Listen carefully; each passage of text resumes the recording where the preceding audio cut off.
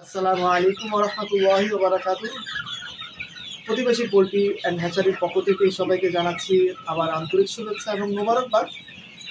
আমি মাদ্রাসার দায়িত্বের পাশাপাশি খামার নিয়ে কাজ করছি।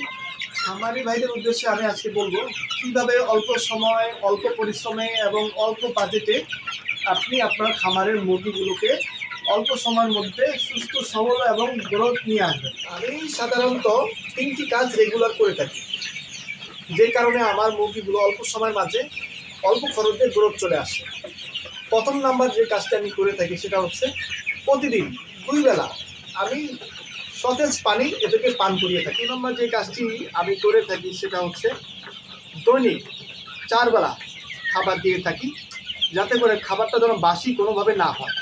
অনেকে কী করে 24 ঘন্টা খাবার দিয়ে রাখে।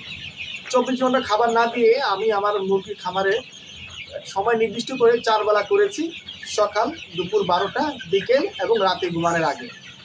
অর্থাৎ 24 ঘন্টা আমি অন্য খামারের মতো খাবার দিয়ে রাখি না।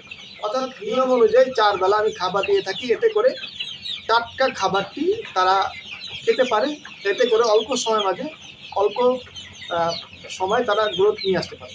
2 নম্বর বিষয় সেটা হচ্ছে আমি প্রতিদিন একবার আমার খামারের লিটারগুলো উল্টিয়ে দিয়ে থাকি।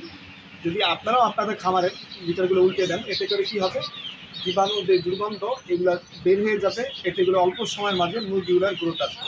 অল্প সময়ের মাঝে অল্প বাজেটে এবং অল্প পরিশ্রমে অল্প সময়ের মধ্যে যারা মুরগির গ্রোথ আনতে চান তারা অবশ্যই আমার এগুলো ফলো করতে পারেন, এবং পাশাপাশি অভিজ্ঞ খামারি এবং নির্দিষ্ট কোনো ভালো ডাক্তারের সাথে পরামর্শ করে কাজ করবেন। এতে আপনার খামারে অল্প সময়ের মাঝে একটি ভালো ফলন। আজ এই পর্যন্তই। সবাই সুস্থ থাকবেন, ভালো থাকবেন, আমার জন্য দোয়া করবেন। আসসালামু আলাইকুম ওয়া রাহমাতুল্লাহি ওয়া বারাকাতুহু।